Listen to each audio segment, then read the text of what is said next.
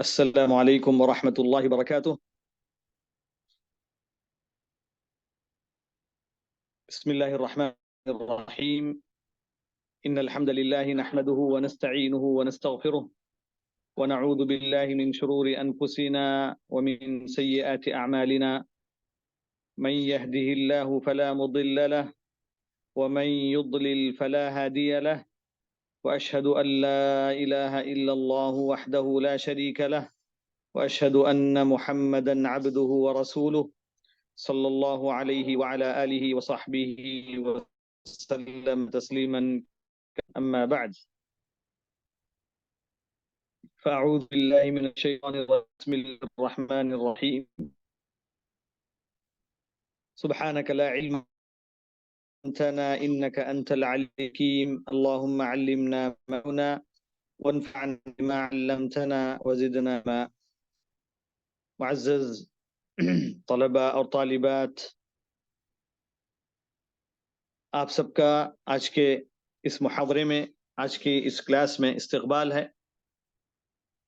اور اللہ تبارک و تعالی سے میں دعا کرتا ہوں کہ اللہ تبارک و تعالی ہم تمام کے علم میں اور عمل میں اس مبارک پروگرام کے ذریعے اضافہ فرمائے۔ اللہ تبارک و تعالی ہم سب کو اپنے حفظ و امان میں رکھے۔ اللہ تبارک و تعالی ہمارے لیے علم کے راستوں کو آسان کرے اور علم پر ہمیشہ رہنے اور چلنے کی توفیق عطا فرمائے، آمین۔ محترم طلباء اور طالبات، آج کا جو ہمارا درس ہوگا وہ انشاءاللہ سورۃ الفاتحہ کی تفسیر ہوگی، سورۃ الفاتحہ کی تفسیر، اور اسی طریقے سے انشاءاللہ سورۃ البقرہ کے بعض فضائل ہم انشاءاللہ بیان کریں گے۔ تو یہ آج ہمارے درس کا موضوع رہے گا۔ تو سب سے پہلے ہم سورۃ الفاتحہ سے شروع کرتے ہیں۔ سورۃ الفاتحہ، جی السلام علیکم ورحمۃ اللہ وبرکاتہ۔ وعلیکم السلام ورحمۃ اللہ وبرکاتہ۔ تو سورۃ الفاتحہ موضوع جو ہے آج کے درس کا سورۃ الفاتحہ کی تفسیر اور سورۃ البقرہ کے فضائل کا ذکر۔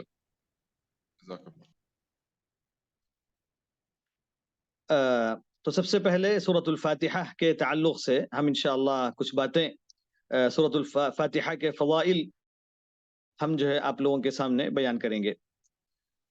سورۃ الفاتحہ جیسا کہ ہم سب جانتے ہیں، ہر مسلمان کو معلوم ہے کہ سورۃ الفاتحہ قرآن مجید کی ایک عظیم سورت ہے، اور سورۃ الفاتحہ ہی قرآن کی ابتدا ہے۔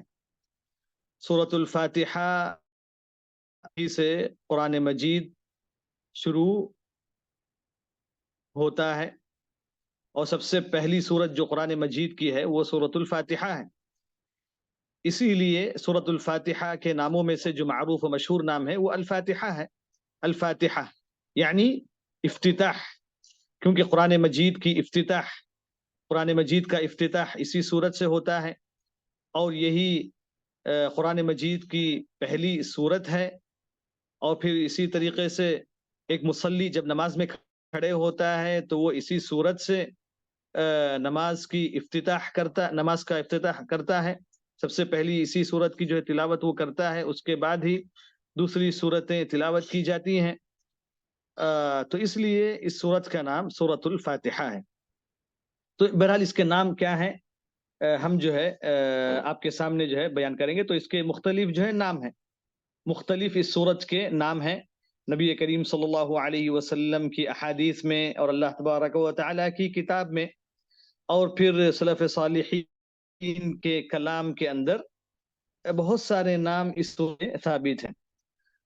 تو یہی اس کی عظمت کی دلیل ہے، یہ خود اس سورت کے عظیم الشان ہونے کی ایک بہت بڑی حجت ہے، کیونکہ عرب کے نزدیک کوئی چیز اگر اس کے خصائص بہت زیادہ ہیں، اس کے صفات بہت زیادہ ہیں، اس کے اندر خوبیاں بہت زیادہ ہیں، تو اتنے ہی اس کے نام اور اس کے القاب یہ ساری چیزیں زیادہ ہوتی ہیں. تو سب سے عظیم ذات اللہ تبارک و تعالیٰ کی ذات ہے، اور ہر قسم کا کمال اللہ تبارک و تعالیٰ کے لیے ہے. تو اسی لیے اللہ تبارک و تعالیٰ کے بے شمار نام ہیں. نبی کریم صلی اللہ علیہ وسلم نے فرمایا کہ ان للہ 99 اسما من احصاها دخل الجنہ، کہ اللہ تبارک و تعالیٰ کے 99 نام ہیں، تو اس سے زیادہ بھی اللہ تبارک و تعالیٰ کے نام ہیں. چونکہ اللہ تبارک و تعالیٰ کے جو نام ہیں وہ سب اللہ تبارک و تعالیٰ کے کمال اور اس کے جمال اور اس کے جلال پر دلالت کرتے ہیں. تو اسی طریقے سے اللہ تبارک و تعالیٰ کی صفات ہیں، ہر نام کے اندر اللہ تبارک و تعالیٰ کی صفت جو ہے موجود ہے، ہر نام سے صفت جو ہے لی جائے گی. تو اسی طریقے سے نبی کریم صلی اللہ علیہ وسلم کے بھی نام ہیں. نبی کریم صلی اللہ علیہ وسلم کے بھی بہت سارے نام ہیں جو آپ صلی اللہ علیہ وسلم نے ذکر فرمایا. آپ نے کہا کہ میں محمد ہوں، میں احمد ہوں، میں حاشر ہوں، میں ماحی ہوں. تو اس طریقے سے اللہ کے صلی اللہ علیہ وسلم کے بھی کرام نے بہت سارے نام جو ہے بیان کیے ہیں. تو حقیقت میں وہ سارے نام کیا ہیں؟ حقیقت میں نام جو ہے کم ہے، مگر جو صفات جو ہے زیادہ ہیں. اور پھر اسی طریقے سے قرآن مجید کے بھی بہت سارے نام ہیں. اللہ تعالیٰ نے ذکر فرمایا ہے قیامت کے بہت سارے نام ہیں. اور پھر اسی طریقے سے اللہ تبارک و تعالیٰ یعنی قیامت کے بہت سارے نام ہیں. عربوں کے نزدیک جو ہے کھجور کے بہت سارے نام ہیں، اور جو ہے شیر کے بہت سارے نام ہیں، تلوار کے بہت سارے نام ہیں، اور جو ہے اس طریقے سے مختلف جو ہے. تو یہ سب کیا ہے؟ اس چیز کی عظمت اور شان اور اس کی جو منفعت اور اس کی کبریائی، ان تمام چیزوں پر جو دلالت کرتے ہیں. تو بہرحال سورۃ الفاتحہ قرآن مجید کی چونکہ ایک عظیم سورت ہے، بلکہ ساری کتابیں جو بھی اللہ تبارک و تعالیٰ نے نازل فرمائی ہیں ان سب کے اندر اس سورت کی کوئی مثال نہیں ہے. یعنی یہ جو سورت اللہ تبارک و تعالیٰ نے ہم پر نازل فرمائی ہے، نبی کریم صلی اللہ علیہ وسلم پر نازل فرمایا ہے، یہ اللہ تبارک و تعالیٰ کا بہت بڑا فضل ہے اس امت پر. تو اس کے فضائل کیا ہیں انشاءاللہ ہم جو ہے اس کے بعد بیان کریں گے. تو سورۃ الفاتحہ کے ناموں میں سے الفاتحہ اور ام الکتاب، اسی طریقے سے ام القرآن، السبع المثانی، القرآن العظیم، الحمد، الصلاح، الشفاء، الرقیہ. تو یہ بعض نام ہیں جو میں نے آپ کے سامنے ذکر کیا. اور پھر اسی طریقے سے بعض اور نام بھی ثابت ہیں بعض صحابہ کرام سے، تابعین سے، جیسے اساس القرآن، اساس القرآن، اور اسی طریقے سے الواقیہ، الواقیہ، اور اسی طریقے سے الکافیہ.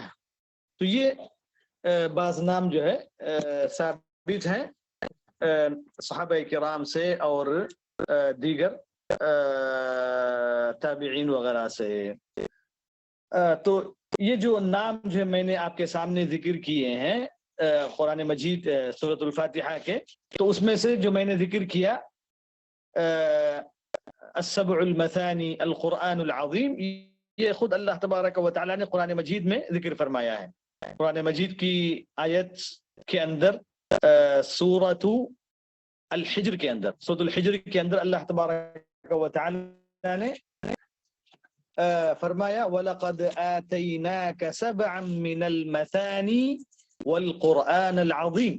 تو اللہ تبارک و تعالیٰ نے اس سورت کی تحدید فرما دی. اللہ تعالیٰ نے کہا وَلَقَدْ آتَيْنَاكَ سَبْعًا مِّنَ الْمَثَانِي وَالْقُرْآنَ الْعَظِيمِ. یہ سورۃ الحجر کی 87 نمبر کی آیت ہے، 87 نمبر ہے اس آیت کا.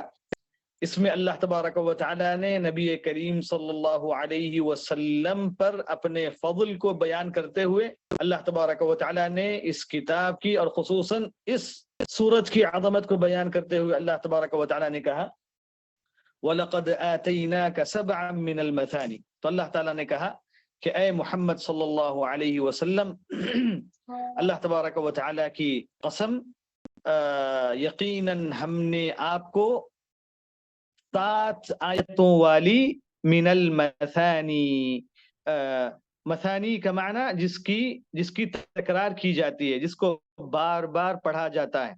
تو اللہ تبارک و تعالیٰ نے سورۃ الفاتحہ کو مثانی کہا، السبع المثانی.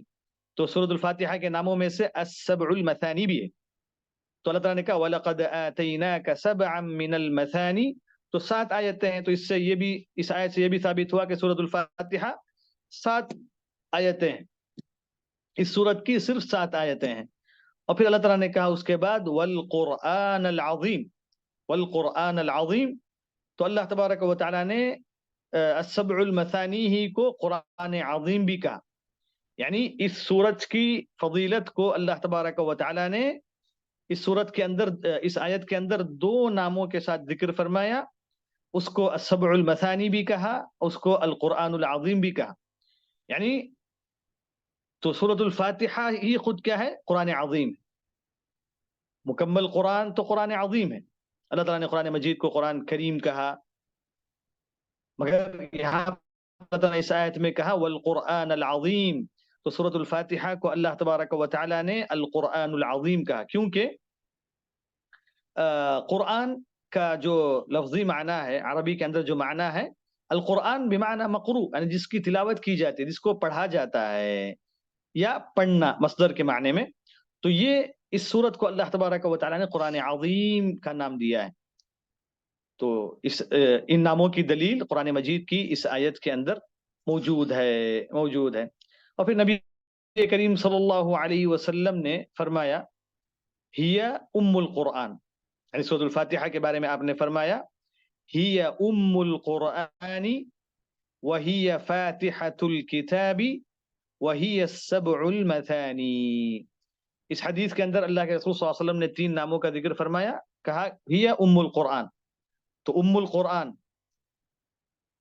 القرآن یعنی قرآن کی اساس، قرآن کی اصل. تو اسی لیے صحابہ کرام نے اس سورت کو قرآن مجید میں سب سے پہلے لکھا. جب ابو بکر رضی اللہ تعالی عنہ کے زمانے میں قرآن مجید کو جمع کیا گیا تو سب نے اتفاق کیا کہ سورۃ الفاتحہ کو سب سے پہلے لکھا گیا. عثمان رضی اللہ تعالی عنہ کے زمانے میں جو قرآن مجید کی ترتیب دی گئی، قرآن مجید کو سور کی ترتیب کے حساب سے جو لکھا گیا، فاتحہ کو انہوں نے سب سے پہلے لکھا، کیونکہ اللہ کے رسول کے پاس جو ہے کہ سے جو ہے ان کے پاس دلیل موجود تھی. تو اسی لیے انہوں نے سورۃ الفاتحہ کو مقدم کیا. تو سورۃ الفاتحہ کو لکھنے کی جو ہے بڑی وجوہات میں سے یہ بھی ایک وجہ ہے کہ یہ سورت قرآن مجید کے اندر جو سارے معانی پائے جاتے ہیں ان پر یہ مشتمل ہے. سبحان اللہ. تو یہ سورت کیا ہے؟ سارے قرآن کا خلاصہ ہے. اسی لیے اللہ تبارک و تعالیٰ نے اسے قرآن عظیم کہا. اور پھر یہ ام القرآن ہے، اساس القرآن، یعنی قرآن کی اصل. قرآن کے اندر جتنے معانی موجود ہیں، اللہ تبارک و تعالیٰ کی تعریف، یعنی اللہ تبارک و تعالیٰ کی ذات مقدسہ کے بارے میں بیان کرنا، اس کے اسماء حسنہ، اس کے صفات، اور وہ کون ہے، اس کے حقوق کیا ہیں، اور پھر اسی طریقے سے اس کی صفات کیا ہیں، اس کے افعال کیا ہیں، پھر اسی طریقے سے رسول کے بارے میں، اور پھر اسی طریقے سے آپ کی آواز کٹ رہی ہے شیخ، معاد کے بارے میں. جی آپ کی آواز اچھا کٹ جی، رہی ہے، معاد میں کے یہاں بارے سے میں. نہیں سن پائی. یہ ام القرآن. جی یہ ام القرآن ہے. اور پھر اس کے اندر جو معاد کا اللہ تبارک و تعالیٰ نے ذکر فرمایا ہے، یعنی قیامت کا ذکر اللہ تبارک و تعالیٰ نے فرمایا ہے. اور پھر اسی طریقے سے اللہ تبارک و تعالیٰ نے نیک لوگوں کے مطلب کون سیدھے راستے پر ہیں، سیدھے راستے پر کون ہیں، اور پھر گمراہ کون ہیں، کون اللہ تبارک و تعالیٰ کی جنت کا اور رضا کا مستحق ہے، کون اللہ تبارک و تعالیٰ کے غضب کا مستحق ہے. تو یہ ساری چیزیں اللہ تبارک و تعالیٰ نے اس مختصر سی سورت کے اندر بیان فرما دیا. یہ سورت بہت ہی عظیم سورت ہے. اس سورت پر تدبر اور تفکر اور اس سورت پر غور و خوض، یہ تمام چیزیں اگر ہوں گی تو انسان کی ہدایت کا یہ بہت بڑا ضامن ہے. تو ہم میں سے ہر ایک کو اس سورت پر تدبر کرنا چاہیے. ہمیشہ اس سورت کے تعلق سے ہم کو پڑھتے رہنا چاہیے. اور پھر اسی طریقے سے نبی کریم صلی اللہ علیہ وسلم نے کہا وہی فاتحۃ الکتاب. تو فاتحۃ الکتاب یہ کتاب کا فاتحہ ہے. کتاب کی شروعات اسی سورت سے ہوتی ہے. قرآن مجید کی. اور پھر اسی طریقے سے یہ السبع المثانی ہے. اور نبی کریم صلی اللہ علیہ وسلم نے اس صورت کے تعلق سے کہا کہ اللہ تبارک و تعالی نے کہا قسمت الصلاة بینی و بین عبدی نصفین. تو یہاں پر الصلاة سے مراد کیا ہے؟ اس حدیث کے اندر قسمت الصلاة بینی و بین عبدی نصفین، کہ میں نے تقسیم کر دیا اس کو میرے اور میرے بندے کے درمیان نصف نصف. تو الصلاة کا معنی کیا ہے یہاں پر؟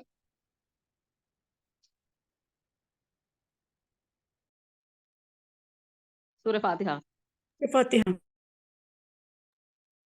ہاں جی، تو الصلاة سے مراد یہاں پر جو ہے سورۃ الفاتحہ ہے، کیونکہ اللہ تبارک و تعالیٰ نے کہا کہ میں نے صلاح کو یعنی سورۃ الفاتحہ کو میرے اور میرے بندے کے درمیان تقسیم کر دیا ہے. تو اسی لیے اس سورت کے ناموں میں سے کیا ہے؟ سورۃ الصلاح.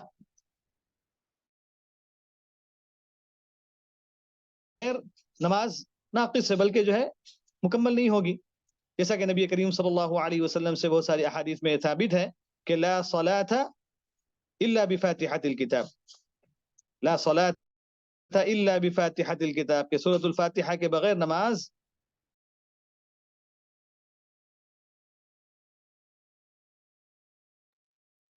کہ سورۃ الفاتحہ کے بغیر جو ہے نماز نہیں ہے. بلکہ آپ صلی اللہ علیہ وسلم نے فرمایا من لم يقرأ بفاتحة الكتاب فصلاته خداج، کہ جو سورۃ الفاتحہ نہ پڑھے اس کی نماز جو ہے باطل ہے یا یہ کہ جو ہے ناقص ہے. تو اسی لیے یہ بہت بڑی دلیل ہے اس بات کی کہ سورۃ الفاتحہ نماز کے ارکان میں سے ایک رکن ہے. تو اللہ تعالیٰ نے کہا، اللہ تعالیٰ نے حدیث قدسی میں کہا کہ میں نے سورۃ الفاتحہ کو میرے اور میرے بندے کے درمیان تقسیم کر دیا ہے.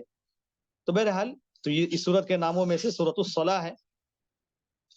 اور پھر اسی طریقے سے نبی کریم صلی اللہ علیہ وسلم نے اس سورت کو جو ہے رقیہ کہا. رقیہ اس کی دلیل جو ہے وہ ہے جو ابو سعید الخدری رضی اللہ تعالی عنہ کے قصے میں ہے کہ وہ بعض صحابہ کے ساتھ جو ایک جگہ گئے اور وہاں جب پہنچے ایک گاؤں میں ایک قبیلے کے پاس اور انہوں نے ان سے ضیافت کا مطالبہ کیا تو انہوں نے ان کی ضیافت نہیں کی، ان کو کھانے پینے کے لیے کچھ دیا نہیں، کچھ انتظام نہیں کیا. تو اتفاقاً یہ ہوا کہ وہاں کا جو سردار تھا اس قبیلے کا یا اس بستی کا جو سردار تھا اس کو جو ہے سانپ نے یا بچھو نے جو ہے ڈس لیا، اور انہوں نے ہر قسم کا علاج کیا، کوئی علاج جو ہے کام نہیں آیا، کچھ فائدہ نہیں ہوا. تو پھر وہ لوگ جو ہے ان لوگوں کے پاس یعنی صحابہ کرام کے پاس ہے اور ان سے کہا کہ جو ہے اس طریقے سے واقعہ ہے، آپ لوگوں کے پاس کچھ ہو تو ان کے لیے آپ کیجئے. تو ابو سعید خدری رضی اللہ تعالی عنہ صحابہ کرام نے کہا کہ ہم نے تم سے مہمان نوازی کا مطالبہ کیا، تم نے ہمارے لیے کچھ نہیں کیا. تو ان کے ساتھ جو ہے کچھ اس پر انہوں نے اتفاق کیا کہ ہم کو جو اگر ہم کریں گے تو اتنی بکریاں جو ہے ہم تم سے لیں گے، اتنی بکریاں ہم کو دینا پڑے گا. تو بہر انہوں نے جو مان لیا، انہوں نے اس کو قبول کر لیا. پھر اس کے بعد یہ ہوا کہ ابو سعید خدری رضی اللہ تعالی عنہ نے صرف سورۃ الفاتحہ پڑھا. سبحان اللہ. تو سورۃ الفاتحہ بہت ہی عظیم سورت ہے، یہ رقیہ ہے حقیقت میں، یہ جو ہے دعا ہے اللہ تبارک و تعالیٰ کی طرف سے. اللہ تعالیٰ نے اس کے اندر جو ہے بہت بڑی جو ہے شفا رکھی ہے سورۃ الفاتحہ کے اندر. تو صرف سورۃ الفاتحہ ابو سعید خدری رضی اللہ تعالی عنہ پڑھتے رہے یہاں تک کہ اس شخص پر اللہ تبارک و تعالیٰ نے شفا نازل فرمائی اور وہ بالکل صحیح سالم ہو گیا، اس کی تکلیف دور ہو گئی، اس سے جو ہے وہ چیز ختم ہو گئی. سورۃ الفاتحہ کی برکت ہے. تو نبی کریم صلی اللہ علیہ وسلم کے پاس جب وہ پہنچے انہوں نے وہ چیزیں تو کچھ بھی تقسیم نہیں کی، کیونکہ جب تک وہ نبی کریم صلی اللہ علیہ وسلم سے مسئلہ نہیں پوچھ لیتے تو انہوں نے کچھ نہیں کیا. تو اللہ کے رسول صلی اللہ علیہ وسلم نے ان کو جواب دیا جب انہوں نے پوچھا کہ وما یدریک انہا رقیہ، کہ تم کو کیا معلوم تھا کہ یہ جو ہے رقیہ ہے، کیا ہے، یعنی اس کے ذریعے کیسا، بلکہ جو تم نے کیا وہ جو ہے صحیح ہے، تم نے جو ہے رقیہ کیا، اس کے ذریعے تم نے علاج کیا، کیونکہ قرآن مجید شفا ہے، قرآن مجید میں اللہ تبارک و تعالیٰ نے شفا رکھی ہے اس کی آیتوں کے اندر، اس کے کلام کے اندر. تو یہ جو ہے رقیہ ہے. تو بہرحال اس کے ناموں میں سے جو ہے رقیہ بھی ہے. اور یہ سورت مکی ہے، یعنی غالب یہی ہے کہ یہ سورت کیا ہے، مکی ہے. اللہ تبارک و تعالیٰ نے اس کو مکے میں نازل فرمایا. اور پھر بعض علماء نے کہا کہ یہ سورت 2 مرتبہ نازل ہوئی، یعنی مکے میں بھی نازل ہوئی اور مدینے میں بھی نازل ہوئی. اللہ تعالیٰ نے مرتبہ نازل فرمایا، ایسے بھی جو ہے بعض علماء کرام نے کہا ہے. مگر زیادہ صحیح ہے کہ یہ ہے کہ یہ سورت مکی ہے، کیونکہ اللہ تعالیٰ نے سورہ حجر میں کہا وَلَقَدْ سَبْعًا مِّنَ الْمَثَانِ وَالْقُرْآنِ الْعَظِيمِ، اور سورۃ الحجر کیا ہے، مکی ہے. تو سورۃ الحجر کے اندر یہ آیت موجود ہے. تو یہ اس بات کی دلیل ہے کہ یہ سورۃ اور اس آیت کے اندر سورۃ الفاتحہ کا ذکر ہے کہ اللہ تعالیٰ نے اس میں یہ کہا کہ ہم نے آپ کو دیا ہے. تو سورۃ الفاتحہ اس وقت جو ہے نازل ہو چکی تھی مکے ہی میں. تو یہ اس بات کی دلیل ہے. اور سورۃ الفاتحہ 7 آیتیں ہیں بلا خلاف، جیسا کہ خود آیت کے اندر موجود ہے 7 من المثانی، اور نبی کریم صلی اللہ علیہ وسلم نے بھی کہا السبع المثانی. تو یہ جو ہے 7 آیتیں، اس میں کسی کا اختلاف نہیں ہے. بس اختلاف اس میں ہے کہ بسم اللہ اس سورت کی آیت ہے یا نہیں ہے. اس میں جو ہے علماء کرام کا اور جو ہے مفسرین کا، اسی طریقے سے جو قرآن مجید کے ضبط کے علماء ہیں ان کے درمیان یہ اختلاف ہے کہ سورۃ الفاتحہ کے اندر بسم اللہ الرحمن الرحیم آیت ہے یا نہیں ہے، یا یہ کہ جو ہے یہ آیت جو ہے نہیں ہے، یا اسی طریقے سے جو ہے یہ بعض آیت ہے. تو بہرحال یہ جو اختلاف ہے، تو دونوں کے پاس جو ہے دلیلیں موجود ہیں. تو مگر جو ہے حفص کے نزدیک جو ہے، جیسا کہ آپ لوگ دیکھیں گے جو مصحف المدینہ ہے اس کے اندر بسم اللہ الرحمن الرحیم کو آیت شامل کیا گیا ہے. تو بسم اللہ الرحمن الرحیم اس کے اندر پہلی آیت ہے حفص کے پاس. مگر جو ہے بعض زیادہ صحیح انشاءاللہ یہی ہے کہ یہ سورۃ الفاتحہ کی آیت نہیں ہے، بلکہ یہ مستقل ایک آیت. بسم اللہ الرحمن الرحیم ہر سورت سے پہلے ایک مستقل آیت ہے، سوائے سورۃ براءہ کے، سوائے سورۃ التوبہ کے، سوائے سورۃ التوبہ کے.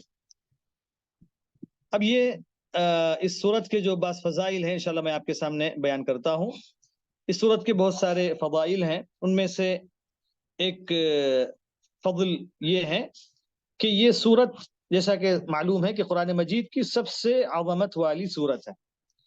اگر جبکہ صرف 7 آیتوں پر مشتمل ہے، اس کے اندر صرف 7 آیتیں ہیں، مگر یہ ساری سورتوں کی ہے، ساری آیتوں کی، سارے قرآن کی ہے، اساس ہے، اصل ہے.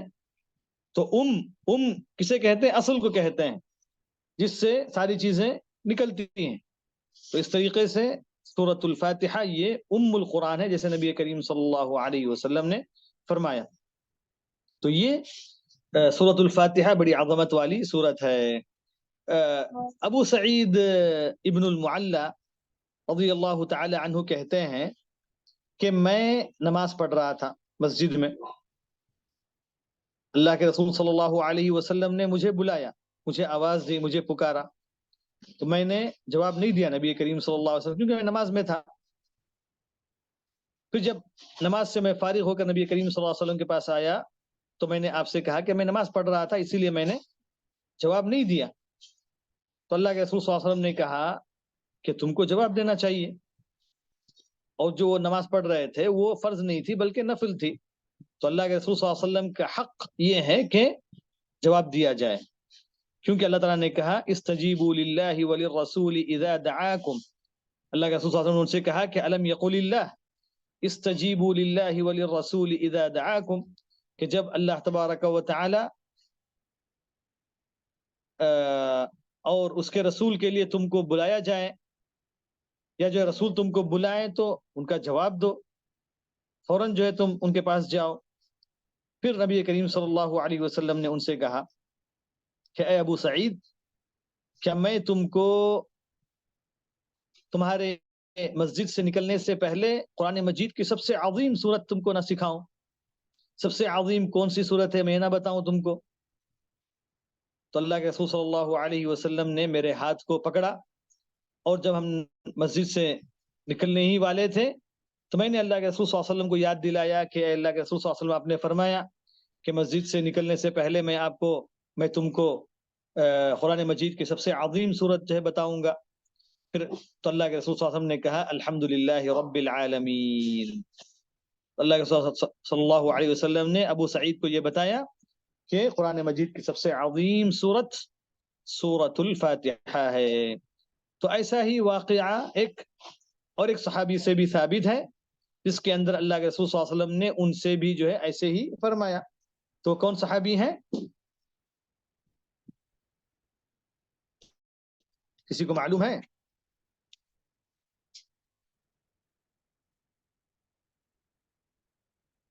اسی قصے کے شبیہ ایک قصہ ہے.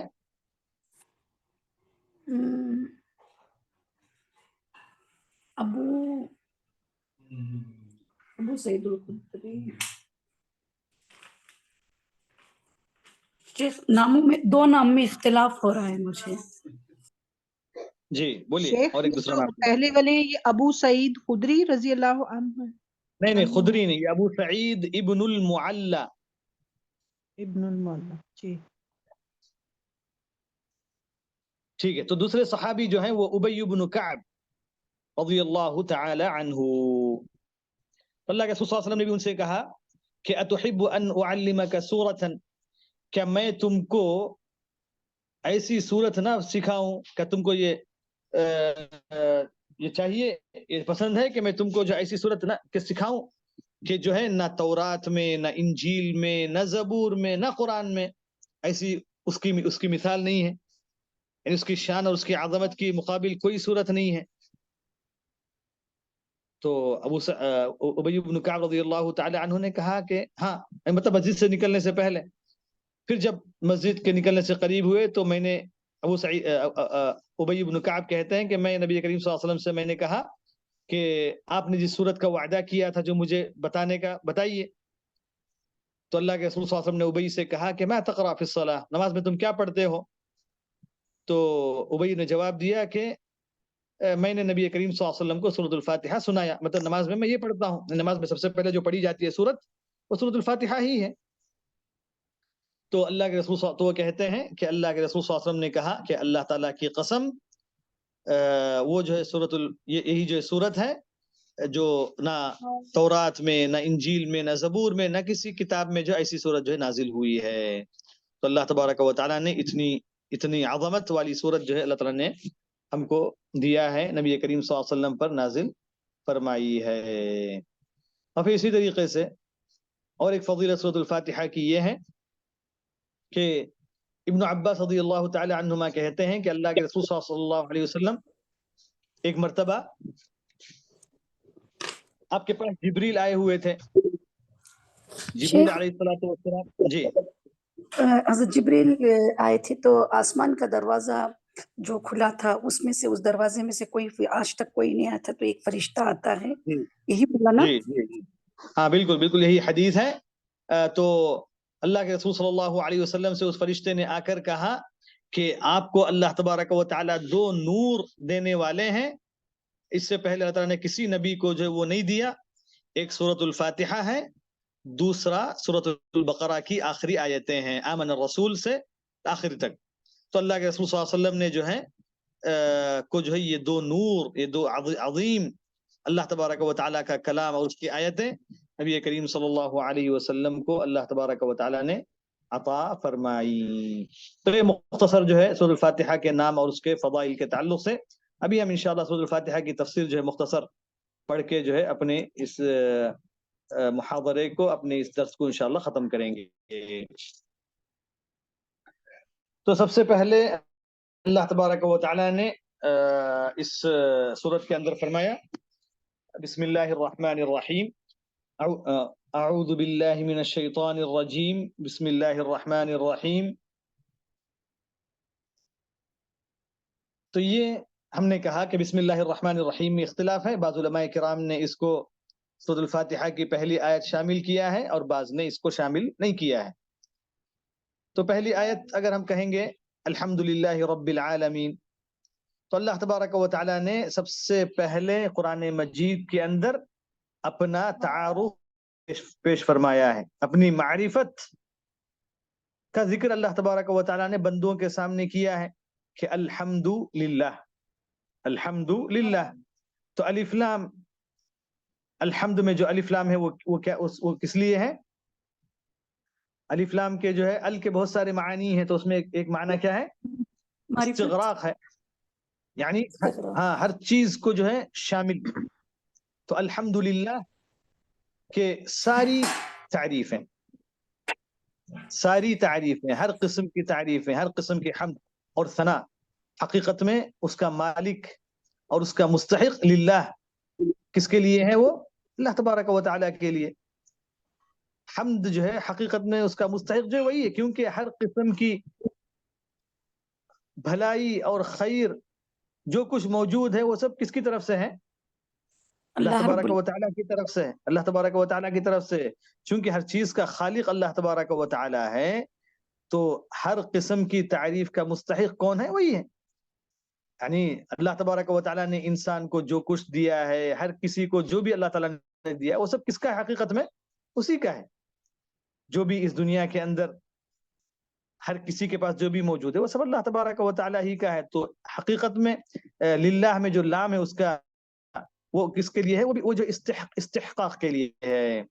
तो हम्द का मुस्तहिक हकीकत में अल्लाह तबारक व तआला ही है। इसलिए सबसे महबूब इस्तिहकाक, जी इस्तिहकाक माने क्या हो शेख? इस्तिहकाक, इस्तिहकाक, इस्तिहकाक का माना हक, यानी उसका मुस्तहिक वो अल्लाह तबारक, तारीफ अल्लाह तबारक व तआला का हक। इसीलिए बंदे को तारीफ पसंद नहीं करना चाहिए। मगर अल्लाह तबारक व तआला ने हमको तारीफ सिखाई, उसकी तारीफ करने का हुक्म दिया, और अल्लाह तबारक व तआला से बढ़कर हम्द को पसंद करने वाला कोई नहीं है, क्योंकि वही हम्द का मुस्तहिक है। तो इसीलिए अल्लाह तबारक व तआला ने सबसे पहले अपनी हम्द बयान की, ताकि बंदों को मालूम हो कि हम्द को वो कितना पसंद करता है, उसकी तारीफ वो कितना पसंद करता है। इसीलिए दुआ के आदाब में से क्या है कि सबसे पहले हम अल्लाह तबारक व तआला की हम्द बयान करें। इसीलिए अल्लाह तबारक व तआला ने कुरान मजीद के अंदर कई आयतें, कई सूरतों की इब्तिदा किससे? हम्द से की है, अल्हम्दुलिल्लाह। तो उनमें सबसे पहली सूरत कौन सी है? सूरतुल फातिहा। इब्तिदा ही क्या है कुरान मजीद की? हम्द है, अल्लाह तबारक व तआला की हम्द है, अल्हम्दुलिल्लाह के सारी तारीफें ये उनका जो हकीकी मुस्तहिक अल्लाह अलिफ तबारक व लाम तआला। है शेख, ये जो अलिफ लाम है ये मारिफा को नकिरा को मारिफा भी करता है खास करने के लिए। हाँ उसीलिए हाँ, तो उस अल के कई मानी हैं अरबी में।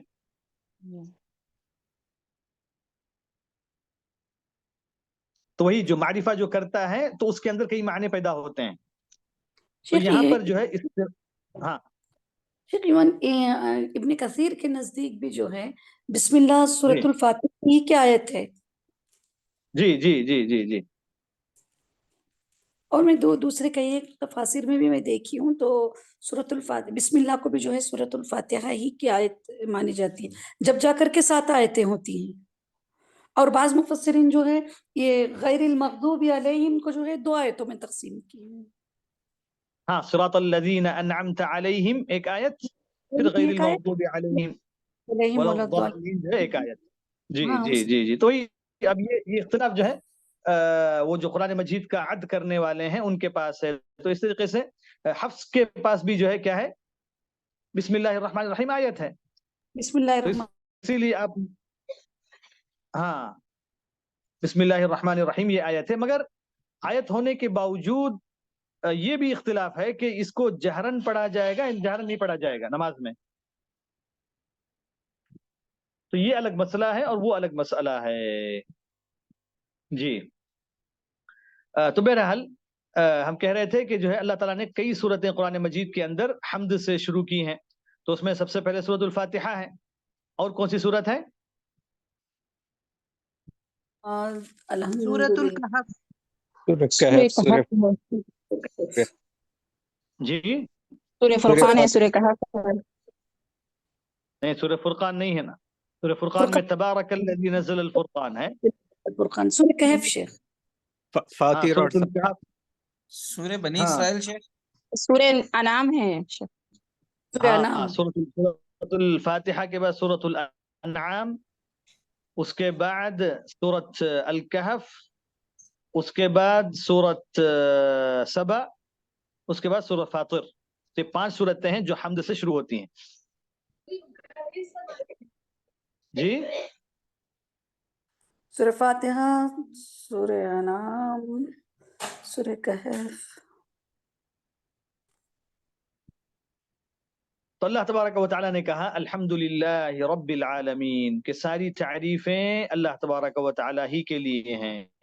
ہر قسم کی حمد اور ثنا اور تعریف کا مستحق اللہ رب العالمین ہے، کیونکہ کس کی بھی اگر تعریف کی جائے مخلوق میں، حقیقت میں وہ تعریف کس کی طرف لوٹتی ہے؟ اللہ تبارک و تعالیٰ ہی کی طرف لوٹتی ہے۔ اللہ تبارک و تعالیٰ ہی، یعنی مخلوق کے پاس جو کچھ ہے وہ سب خالق کا دیا ہوا ہے۔ تو اس لیے کوئی بھی آدمی جب کوئی بھی چیز کرتا ہے یا یہ کرتا ہے، اس کے اندر وہ طاقت، وہ قوت، وہ سمجھ، وہ عقل، وہ چیز اس کے خالق نے جو اس کو عطا کی، اس کے خالق نے جو اس کو دیا ہے۔ تو اسی لیے ہمیشہ، اور اس لیے اللہ تعالیٰ کے پاس سب سے بہترین کلام، احب الکلام الی اللہ کیا ہے؟ اللہ تبارک و تعالیٰ کی تعریف ہے۔ اور جو کلمات جو محبوب ہیں اللہ تبارک و تعالیٰ سب سے پسندیدہ جو کلمات ہیں وہ کیا ہے؟ الحمدللہ، سبحان اللہ والحمد للہ ولا الہ الا اللہ واللہ اکبر۔ تو الحمدللہ اللہ تعالیٰ کی جو ہے تعریف ہے۔ تو حقیقت میں جو ہے یہ اللہ تبارک و تعالیٰ کی حمد جو ہے یہ بہت ہی بڑی چیز ہے۔ تو ہمیشہ بندے کو چاہیے کہ اللہ تبارک و تعالیٰ کی حمد جو ہے بیان کرتا رہے۔ رب العالمین، تو رب کسے کہتے ہیں؟ رب کے بہت سارے معنی ہیں عربی کے اندر۔ رب کا معنی جو ہے خالق، مالک، مدبر ہے۔ خالق، رازق، مالک اور مدبر، تو یہ جو ہے رب کا معنی ہے، یعنی جو پروردگار کے معنی میں ہے، یعنی ربوبیت اسی کے لیے، یعنی ہر چیز کا رب جو ہے وہی، اس لیے کہا رب العالمین، تمام جہانوں کا۔ تو عالمین اللہ تبارک و تعالیٰ نے کہا، چونکہ بہت سارے عالم جو ہے پائے جاتے ہیں، انسانوں کا ایک عالم ہے، ملائکہ کا ایک عالم ہے، جنوں کا ایک عالم ہے، اور اللہ تبارک و تعالیٰ کی کئی مخلوقات ہیں جن کو ہم نہیں جانتے ہیں، جن کو اللہ تبارک و تعالیٰ نے جو پیدا کر رکھا ہے۔ تو ہر چیز جو ہے ایک عالم ہے، اپنے اب اس کی دنیا الگ ہے، ہر ایک کی دنیا الگ ہے۔ تو سمندر کی ایک دنیا ہے، اور جو ہے زمین کے اوپر بسنے والوں کی جو ہے وہ ان کے الگ الگ جو مختلف ان کی جو ہے دنیا ہے، پرندوں کی الگ دنیا ہے۔ یہ اللہ تبارک و تعالیٰ کی بہت ساری مخلوقات ہیں۔ تو بعض مفسرین نے کہا کہ اللہ تبارک و تعالیٰ کے 16,000 یا اس سے کئی زیادہ انہوں نے کہا کہ اتنے عالم اللہ تبارک و تعالیٰ نے پیدا کیے ہیں۔ اللہ تعالیٰ ہی جانتا ہے کہ اس کی مخلوق جو ہے کتنی ہے، کیا ہے، کتنے عوالم ہیں۔ تو اور عالم جو ہے کہتے ہیں کس کو؟ وہ اس چیز کو جو علامت ہو۔ تو اس لیے جو ہے ہر مخلوق کیا ہے؟ خالق کی علامت ہے، یعنی ہر مخلوق اللہ تبارک و تعالیٰ پر دلالت کرتی ہے کہ وہ اللہ تبارک و تعالیٰ نے اس کو پیدا کیا ہے، کہ اس کا خالق جو ہے وہ ہے۔ تو اسی لیے اللہ تعالیٰ نے کہا الحمدللہ رب العالمین، کہ ساری تعریفیں اللہ تبارک و تعالیٰ کے لیے ہیں جو سارے جہانوں کا پروردگار ہے، خالق ہے، رازق ہے، مدبر ہے، مالک ہے۔ پھر اللہ تعالیٰ نے کہا الرحمن الرحیم، الرحمن الرحیم، کہ وہ بہت زیادہ رحم کرنے والا ہے، ساری رحمتیں اسی کے پاس ہیں۔ تو یہ رحمان اور رحیم یہ دونوں جو ہے مبالغہ کے صیغے ہیں۔ تو رحمان کے اندر جو رحمت کی صفت ہے یہ ساری مخلوق کے لیے، چونکہ اللہ تبارک و تعالیٰ ہی ہر چیز کا خالق ہے، چاہے وہ کافر ہو، مسلم ہو، مشرک ہو، یہودی ہو، کوئی بھی ہو، سب اللہ تبارک و تعالیٰ کی مخلوق ہے۔ اس کی رحمت کے بغیر کوئی ایک سانس بھی جو نہیں لے سکتا ہے، ایک پل بھی جو جی نہیں سکتا ہے۔ تو یہ جو رحمت ہے اللہ تبارک و تعالیٰ کی، یہ رحمہ عامہ ہے، رحمہ عامہ، یہ رحمت اللہ تبارک و تعالیٰ کی سب کے لیے۔ مگر الرحیم کے اندر جو رحمت کی صفت ہے وہ مؤمنین کے ساتھ خاص ہے، اور یہ رحمت جو ہے اللہ تبارک و تعالی خاص رکھتا ہے دنیا میں اور آخرت میں مؤمنین کے لیے۔ تو یہ رحمان کا جو لفظ ہے یہ اللہ تبارک و تعالیٰ کے ساتھ خاص لفظ ہے. مخلوق میں کسی کو رحمان نہیں کہا جائے گا اور کسی کے لیے رحمان نام رکھنا بھی جائز نہیں ہے. مگر بعض لوگ جو افسوس کیا ہے، بعض لوگ جو اپنا نام جو صرف رحمان رکھتے ہیں. عبد الرحمن ٹھیک ہے، رحمان کا بندہ، رحمان اللہ تبارک و تعالیٰ ہے اس کا بندہ، مگر صرف بعض لوگ جو رحمان جو رکھتے ہیں نام، نہیں، یہ جو ہے غلط ہے. رحمان صرف اللہ تبارک و تعالیٰ ہے، یہ اسی کے لیے لائق ہے، چونکہ رحمت کی جو صفت ہے اس کے اندر وہ ساری مخلوق کو شامل ہے. یہ بندے کے اندر بندہ اس کا مستحق نہیں ہے، بندے کے لیے وہ نام جو ہے جائز نہیں ہے، وہ نام اللہ تبارک و تعالیٰ کے لیے خاص ہے. مگر رحیم جو ہے کوئی الگ رکھ سکتا ہے، کوئی حرج نہیں ہے. رحیم اللہ تبارک و تعالیٰ نے نبی کریم صلی اللہ علیہ وسلم کو رحیم کہا بالمؤمنین رؤوف الرحیم، بالمؤمنین رؤوف الرحیم. تو یہ رحمان جو ہے خاص ہے اللہ تبارک و تعالیٰ کے لیے، رحیم جو ہے عام ہے، سب جو ہے رکھ سکتے ہیں. اور رحمان کے اندر جو صفت ہے وہ عام ہے، اور رحیم کی صفت جو ہے اللہ تبارک و تعالیٰ کی، یہ مؤمنین کے لیے خاص ہے. پھر اللہ تعالیٰ نے کہا مالک یوم الدین، کہ یوم جزا کا وہ مالک ہے. اللہ تبارک و تعالیٰ نے اپنی تعریف کروائی کہ مالک یوم الدین، یوم جزا کا جو ہے وہ مالک ہے. دین یعنی جزا اور بدلہ، تو جزا کے دن کا وہ مالک ہے، یعنی اسی کا اختیار ہے اس دن جو کسی کی کچھ نہیں چلے گی. اللہ تعالیٰ نے جو دنیا میں کسی کو جو ہے سلطنت دی ہے، کسی کو ملک دیا ہے، کسی کو حکومت دی ہے، کسی کا مالک جو بنایا ہے، پر حقیقت میں مالک کون ہے؟ اللہ تبارک و تعالیٰ ہی ہے. اس کے اندر دو جی شیخ الا من اذن له الرحمن وقال صوابا، انصاف کے دن کا مالک.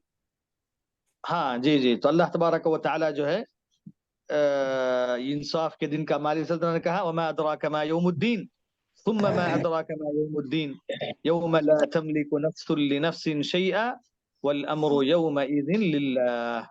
تو سارا اللہ تبارک و تعالیٰ ہی کے لیے اس دن ہوگا. یعنی کوئی یعنی دنیا میں جو بھی جتنا بھی بڑا کیوں نہ ہو، کتنا بڑا، یعنی سبحان اللہ، انبیاء کیوں نہ ہو، اولیاء کیوں نہ ہو، بزرگ کیوں نہ ہو، نیک کیوں نہ ہو، شہداء کیوں نہ ہو، ہر ایک کیا ہوگا اس دن؟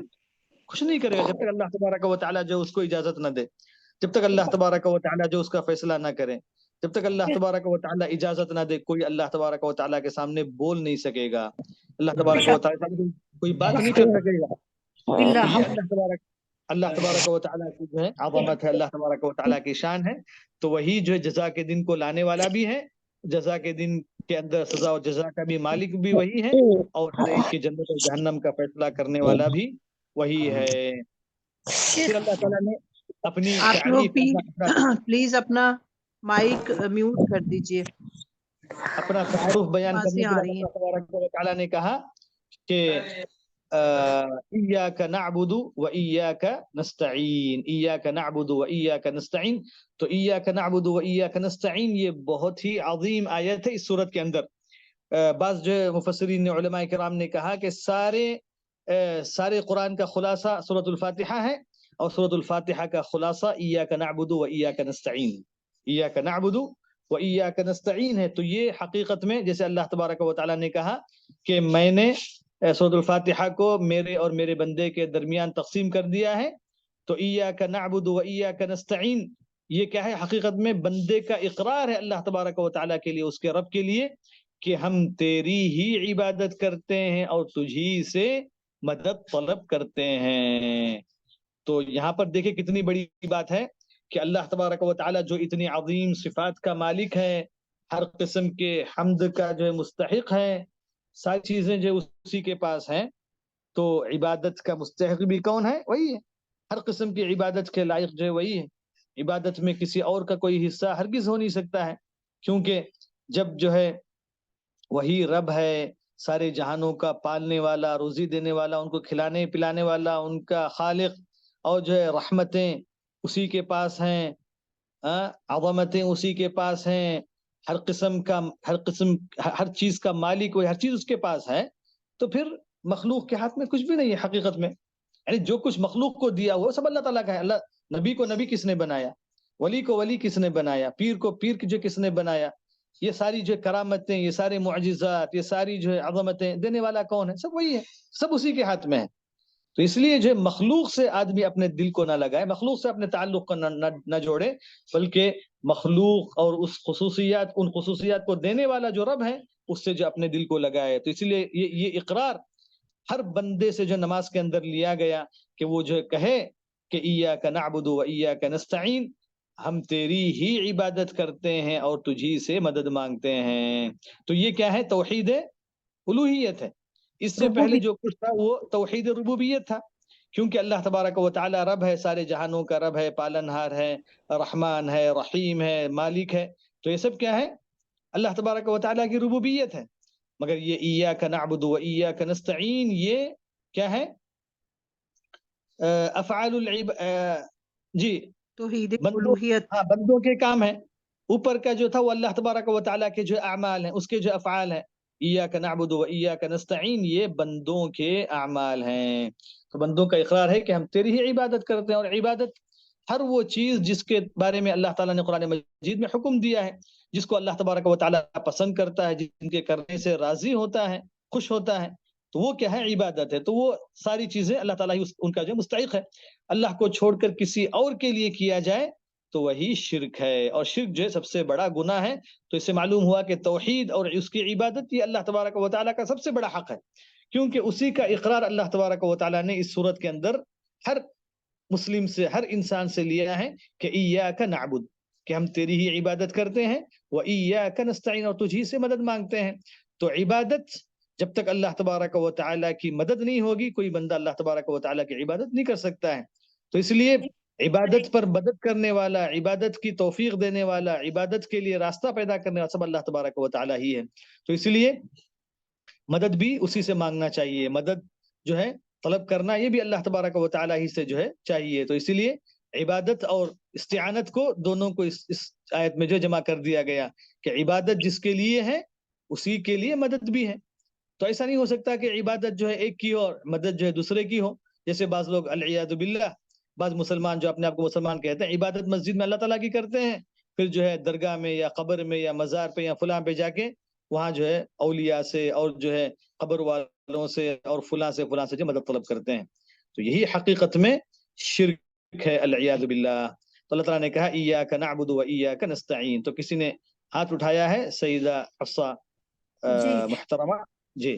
مجھے یہاں پر ایک ڈاؤٹ ہے، ایاک نعبد جو کہ عبد سے ہے، تو اللہ رب العالمین جو ہے کئی ایک مقامات پر اللہ کے رسول صلی اللہ علیہ وسلم کو قرآن میں عبد کے نام سے پکارا ہے، جیسے سورۃ الکہف کی پہلی آیت میں ہے الحمدللہ الذی انزل علی عبدہ الکتاب، اور اسی طریقے سے سورہ جن میں بھی وَأَنَّهُ لَمَّا قَامَ عَبْدُ اللَّهِ يَدْعُوهُ، اور اسی طریقے سے سورہ بنی اسرائیل میں کہ کیا ہے وہ آیت، پہلی آیت سبحان الذی اسری بعبدہ لیلا من، وہاں یہاں پر عبد سے کیوں موسوم کیا ہے کہ عبد جو کہ عبادت سے اس کا تعلق ہے، تو یہاں پر اللہ رب العالمین کے نبی کریم صلی اللہ علیہ وسلم کی فضیلت کو بیان کر رہا ہے کیا؟ یہ تھوڑا سا کلیئر کر دیں گے تو بالکل ویسے ہی، کیونکہ بندے کے لیے جو سب سے بڑا شرف ہے وہ عبودیت ہے۔ بندے کے لیے، عبد کے لیے جو سب سے بڑا جو شرف ہے وہ عبودیت ہے، یعنی بندہ بن کر رہے، یہی اس کے لیے جو ہے یہ اس کی خوبی ہے۔ یعنی بندہ جو ہے اللہ تعالیٰ کی بندگی کا جو ہے اعتراف کرے، یہ جو اس کا شرف ہے۔ تو اسی لیے اللہ تبارک و تعالیٰ نے ان عظیم مقامات پر نبی کریم صلی اللہ علیہ وسلم کے لیے عبد کا لفظ استعمال کیا۔ اور پھر جو ہماری توحید ہے، ہمارا جو کلمہ شہادت ہے، اس میں ہم کیا کہتے ہیں؟ وَأَشْهَدُ أَنَّ مُحَمَّدًا عَبْدُهُ وَرَسُولُهُ۔ تو ہم نبی کریم صلی اللہ علیہ وسلم کی عبودیت کا ذکر کرتے ہیں کہ نبی کریم صلی اللہ علیہ وسلم اللہ کے بندے ہیں، پھر اس کے رسول ہیں۔ تو اگر کوئی صرف رسول ہونے کا اقرار کرے، اعتراف کرے، اور نبی کریم صلی اللہ علیہ وسلم کے بندے ہونے کا اعتراف نہ کرے، تو یہ جو ہے جائز شرک ہے۔ اسی لیے سب سے پہلے نبی کریم صلی اللہ علیہ وسلم کے عبد ہونے کا اعتراف کرنا، اس کا اقرار کرنا ہے کہ نبی کریم صلی اللہ علیہ وسلم عبد ہیں، معبود نہیں ہیں۔ اللہ کے رسول صلی اللہ علیہ وسلم عبد ہیں، معبود نہیں ہیں۔ وہ جو ہے عبادت کرنے والے ہیں، عبادت ان کی نہیں کی جائے گی، اور جو رسول ہیں ان کی تصدیق کی جائے گی، ان کی تکذیب نہیں کی جائے گی۔ تو تو اسی لیے اللہ تبارک و تعالیٰ نے عبد کے لفظ سے جو ہے کے اندر جو شرافت ہے، جو بندے کی عزت ہے، یہ جو ہے اللہ تعالیٰ کی عبودیت میں ہے. تو اسی لیے اللہ تعالیٰ نے جو ہے اس کے نیک بندوں کا جہاں بھی ذکر فرمایا تو عبادنا کہہ رہا تھا، وذکر عبادنا ابراہیم وذکر عبدنا ایوب. تو اللہ تعالیٰ نے اپنے انبیاء کو جو عبد کے لفظ سے جو یاد فرمایا، چونکہ عبودیت میں جو شرف ہے بندے کے لیے اور کسی چیز میں نہیں ہے. اللہ تعالیٰ نے کہا ایاک نعبد و شیخ ایاک نستعین. جی شیخ نبی صلی اللہ علیہ وآلہ وسلم اللہ علیہ وسلم. آپ صلی اللہ علیہ وسلم کی ایک روایت ہے نا جس کا مفہوم ہے آپ صلی اللہ علیہ وسلم اقرار کرتے ہوتے تھے کہ مجھے اس بات پہ فخر نہیں ہے کہ میں نبی ہوں، مجھے اس بات پہ فخر ہے کہ میں اللہ کا بندہ ہوں.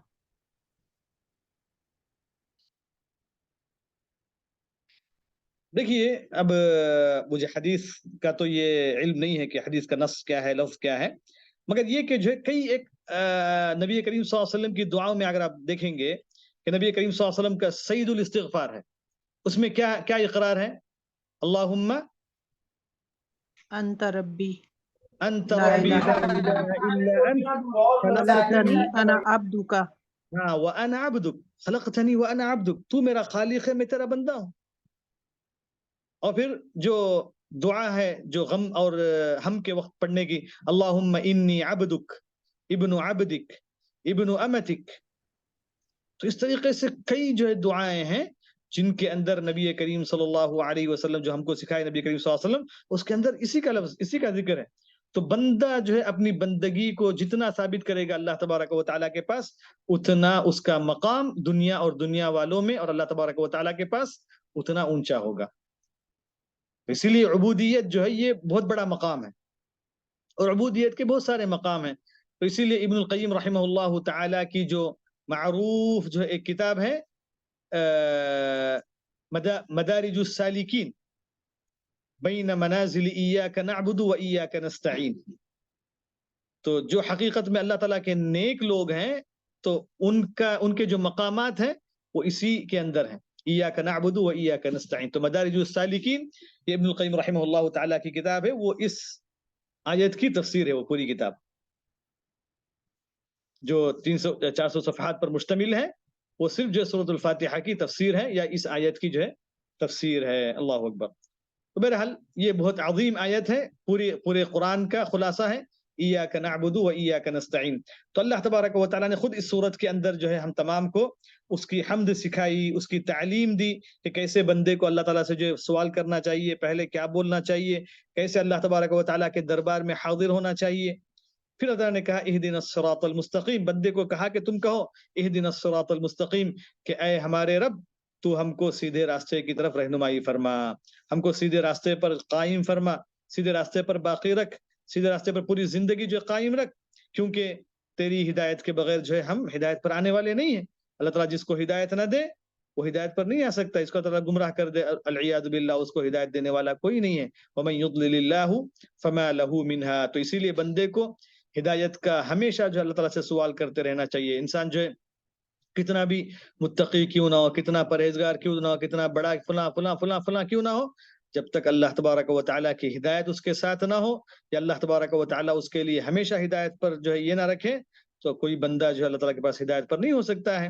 تو اس لیے جو ہے ہر نماز کے اندر ہم کو، بلکہ ہر رکعت کے اندر ہدایت کا سوال کرنے کا حکم دیا گیا کہ اہدنا الصراط المستقیم، کہ اے ہمارے رب ہم کو سیدھے راستے پر قائم رکھ، یعنی سیدھے راستے کی طرف رہنمائی. پھر اسی طریقے سے سیدھے راستے پر چلانا اور سیدھے راستے پر مرتے دم تک قائم رہنا، یہ سب اللہ تبارک و تعالیٰ کی جو ہے بڑی نعمتیں ہیں. جی پھر اللہ نے کہا صراط الذین انعمت علیہم. تو صراط مستقیم کیا ہے، اس کا تعارف اللہ تعالیٰ نے کہا صراط الذین انعمت علیہم، کہ یہ جو ہے ان لوگوں کا راستہ ہے جو جن پر اللہ تبارک و تعالیٰ نے نعمتیں برسائیں، جن پر اللہ تعالیٰ نے اپنی نعمتوں کا کرم فرمایا، جن کو اللہ تعالیٰ نے جو قبول کر لیا، جن کو اللہ تبارک و تعالیٰ نے پسند کر لیا، تو یہ ان کا راستہ ہے. تو اسی لیے اب اس سے معلوم یہ ہوا کہ اگر ہم کو ابھی اللہ تبارک و تعالیٰ کی رضا حاصل کرنا ہے، ہم کو اللہ تعالیٰ کے جو ہے کہ محبوب اگر بننا ہے، تو ہم کو ان لوگوں کا راستہ اختیار کرنا پڑے گا جو ہم سے پہلے اس دنیا کے اندر اس راستے پر قائم ہو چکے تھے، یا جو اس دنیا سے اس پر جو رہ کر جو جا چکے ہیں. تو وہ کس کا راستہ ہے؟ انبیاء کا راستہ ہے، सिद्दीकीन का रास्ता है, शुहदा का, सालिहीन का रास्ता है। इसी तरह सूरह निसा की एक आयत में फरमाया वमन युतिइल्लाह व रसूल फउलाइका मअल्लज़ीना अनअम अल्लाहु अलैहिम मिनन नबिय्यीन वस्सिद्दीकीन वश्शुहदाई वस्सालिहीन। फिर अल्लाह ताला ने कहा गैरिल मग़दूबि अलैहिम वलद्दाल्लीन, यानी उनका रास्ता नहीं जिन पर अल्लाह तबारक व तआला का गज़ब नाजिल हुआ और जिन जो है गुमराह हो गए। तो जो मग़दूब अलैहिम से मुराद जो है कौन है? यहूद हैं, और दाल्लीन से मुराद नसारा हैं, क्योंकि यहूद उनके पास इल्म था मगर जो अमल नहीं था, और दाल्लीन नसारा उनके पास अमल है मगर इल्म नहीं है। तो इस उम्मत को जो है उनके रास्ते से बचना चाहिए। तो अल्लाह ताला की रज़ा कब हासिल होगी? जब इल्म भी हो उसके साथ जो अमल हो। अगर इल्म हो अमल ना हो, अगर अमल हो इल्म ना हो, तो ये दोनों जो गुमराही के रास्ते हैं। तो ये सूरत बहुत ही अज़ीम सूरत है, बहुत ही अज़मत वाली सूरत है। इसके अंदर जो है जितना हम तदब्बुर करेंगे, जितना हम जो गौर व फ़िक्र करेंगे, उतना जो है हम जो है इंशाअल्लाह अल्लाह ताला के करीब होंगे, उतना हम जो है सीधे रास्ते पर आएँगे, उतना जो है हमको जो फ़ायदा होगा। अल्लाह ताला से दुआ है कि अल्लाह ताला हम सबको जो है इस अज़ीम सूरत पर तदब्बुर करने की तौफ़ीक़ अता फ़रमाए, इसके मानी को समझने आमीन। की तौफ़ीक़ अता शेख मैंने फ़रमाए। एक सवाल आपको लिख के भेजा है चैट में। जी आमीन व आखिरु दअवाना अनिल हम्दुलिल्लाहि रब्बिल आलमीन व सल्लल्लाहु वसल्लम अला नबीना मुहम्मद। जी बोलिए क्या है? मैंने एक सवाल आपको चैट में लिख के भेजा था आपके तकरीर को डिस्टर्ब नहीं करने। जी शेख जी माशाल्लाह आपने जैसे इसकी तफसीर अभी बताई गैरिल मग़ज़ूबि अलैहिम वलद्दालिन आमीन, और आपने इय्याका नअबुदु व इय्याका नस्तईन की भी माशाल्लाह काफ़ी अच्छी तफसीर समझाई। शेख एक आम सवाल है, क्योंकि मैं ऐसे इंडिया से बाहर ट्रैवल करता रहता हूँ, तो अक्सर कई गैर मुस्लिम लोगों से मुलाकात होती है, और कभी-कभी वो लोग कुछ-कुछ पूछते हैं, अल्हम्दुलिल्लाह तो कुछ जवाबात मैं दे पाता हूँ, कुछ नहीं। शेख एक आम जो सवाल है, अल्हम्दुलिल्लाह के अरब उलमा अल्लाह का शुक्र है कि ये लोग शिर्क से महफूज हैं, और हुकाम भी अल्हम्दुलिल्लाह काफ़ी हद तक शिर्क से महफूज है, ठीक है। लेकिन ये लोग फिर क़यादत मुस्लिम उम्मत की क्यों नहीं करते खुली तौर पे? इनका स्ट्रक्चर अवेलेबल नहीं है। जैसे कि एक स्ट्रक्चर अगर बन जाए, इय्याका नअबुदु व इय्याका नस्तईन के लिए अगर एक कोई स्ट्रक्चर बन जाए कि भाई किन लोगों का रास्ता कामयाब करने वाला रास्ता है, ठीक है? शिर्क से बचा के ऐसे रास्ते पे डालना जहाँ पे इंसान कामयाब हो जाए और उसके फ़ायदे उसको दुनिया में भी महसूस हो, ठीक है? तो इस चीज़ के ऊपर फ़ोकस हमारे उलमा का नहीं है, उलमा का नहीं, हुक्काम का बोलूँगा मैं। और सिर्फ ट्रैवल टूरिज्म इंडस्ट्री वगैरह के ऊपर अभी फिल वक्त बहुत तेजी से डेवलपमेंट्स है गल्फ में। तो शेख इसमें आपकी क्या राय है? इस सवाल का कैसे जवाब दिया जाए? देखिए इस सवाल का जो है जवाब ये है कि हकीकत में उम्मत के अंदर जो है अमूमन जो वहन दाखिल हो गया है, जिसके बारे में नबी करीम सल्लल्लाहु अलैहि वसल्लम ने बयान फरमाया, और फिर आप सल्लल्लाहु अलैहि वसल्लम ने ये भी बयान फरमाया कि इस उम्मत के अंदर जो है जैसे यहूद और नसारा के अंदर जो इख्तिलाफात हुए वैसे इख्तिलाफात होंगे, यहाँ तक कि जो है ये उम्मत यानी 73 फ़िरक़ों में बट जाएगी। मुख्तलिफ इन लोगों के अक़ीदे यानी जो मेन अक़ीदा है उसको छोड़कर जो है वो जो है बहुत ज़्यादा जो है तफ़रीक़ा में इसमें उसमें मुब्तला हो जाएँगे। तो ये सारी चीज़ें जो है जब उम्मत के अंदर आ जाएँगी तो उम्मत के अंदर कमज़ोरी और फिर इस तरीक़े से जितना वो जो कुरान और हदीस से दूर होते जाएँगे, नबी करीम सल्लल्लाहु अलैहि वसल्लम के तरीक़े से दूर होते जाएँगे, उतना वो कमज़ोर जो है होते जाएँगे, और दुनिया परस्ती, हवा परस्ती उनके अंदर जो है दाखिल होती जाएगी। तो बहरहाल जो है सबकी है, यानी उम्मत को जो है जमा करना, जोड़ना, और वो हक़ पर ही हो सकता है, किताब और सुन्नत पर ही हो सकता है, जो नबी करीम सल्लल्लाहु अलैहि वसल्लम जिस पर हमको छोड़ा है, उसी पर जो उम्मत जो मुत्तफ़िक़ हो सकती है। अब इस तरीके से जो है मालूम है कि जो शैतान जो है लगा हुआ है, शैतान जो है सीधे रास्ते से हटाने के लिए, गुमराह करने के लिए और जो है गलत रास्तों पर ले जाने के लिए वो जो है लगा हुआ है। तो बहरहाल हर आदमी को चाहिए कि वो जो है इसकी तरफ तवज्जो दे, चाहे वो हुक्काम हों, चाहे वो जो उलमा हों, चाहे वो आम लोग हों, कोई भी हो, तलबतुल इल्म हो, उनको चाहिए कि जो है वो हमेशा किताब और सुन्नत को जो है आम करें, उसको फैलाएँ, तो इंशाअल्लाह ज़रूर जो है उम्मत के अंदर इत्तेहाद पैदा होगा, उम्मत के अंदर जो है बेदारी आएगी, लोग जो है इंशाअल्लाह गफ़लत से जो है निकलेंगे। तो उसका मेन जो है चीज़ है वो इल्म है बस। یعنی علم کو پھیلانا ہے، صحیح علم کو نشر کرنا ہے. اسی طرح نے جو علم کی اہمیت یہاں پر بیان کی، نصارہ اور جو یہود کا طریقہ چھوڑنے کا جو ہم کو حکم دیا کہ ہمارے پاس علم ہو عمل نہ ہو، یہ بھی غلط ہے، عمل ہو علم نہ ہو، یہ بھی غلط ہے. تو اسی لیے نبی کریم صلی اللہ علیہ وسلم کے کا جو میراث ہے، جب تک ہم اس کو جو صحیح طور پر تقسیم نہیں کریں گے، صحیح طور پر لوگوں کی رہنمائی نہیں کریں گے، تب تک جو ہے امت کے اندر صحیح جو قیادت نہیں پیدا ہو سکتی ہے. کیونکہ اس لیے کہ جو ہے اگر کوئی جو ہے دشمن کو دوست سمجھے، دوست کو دشمن سمجھے، تو سب سے بڑی جو ہے یعنی یہ ہے. یہ سب کیوں پیدا ہوگا؟ جب ہم کتاب و سنت کی تعلیمات پر نہیں رہیں گے. تو بہرحال یہ جو مختصر جو جواب میں نے ایسے ہی جو ہے کہہ دیا.